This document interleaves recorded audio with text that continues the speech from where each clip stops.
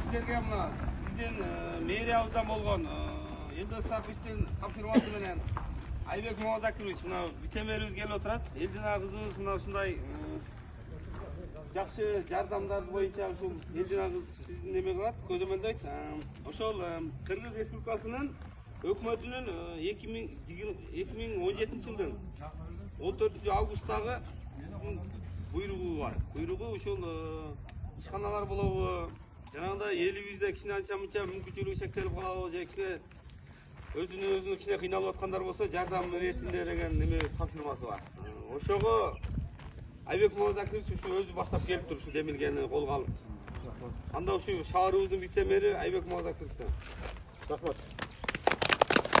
Assalamualaikum, урматтуу жамаат, урматтуу биздин ишканабыздын бүт күзүрмө жумушчулары.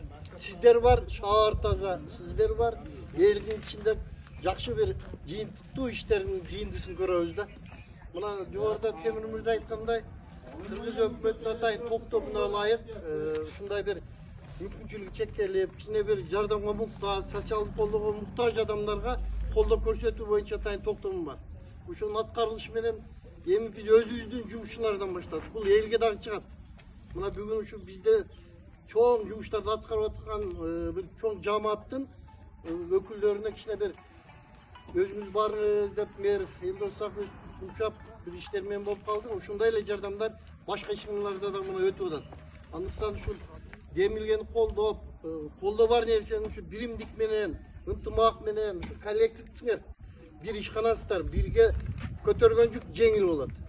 Bir жакадан баш, bir жеңнен кол деп бекерден айтылбайт. Ишканада биримдик болсо, элге жуткан жакшы ишкана, жакшысы жайылат. Алла Таала деле мына дамылалар турат, ажабалар турат. Ынтымак бар жерге береке берет. Ынтымак болбосо береке бардык рызкын качат. Şu ийгилик каалайбыз, коллективде дайым ынтымакчылык болсун. Birbirinden kolda жетекчи de урматтап, жетекчи мына колунда иштеп аткан адамдардын ар бирин урматташ керек. Кичүүсүнү үкай деп изаттап, чоңуна аксакал деп, бул Темир мырзада ушундай касиеттер бар.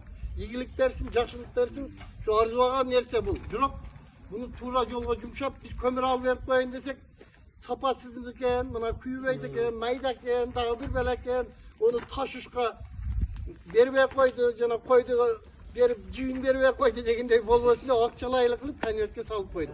Андыктан баарына ыраазычылык менен ушундай кабыл алып коюңуздар. Мына ким келиңиз. Кол койгондор кимдер?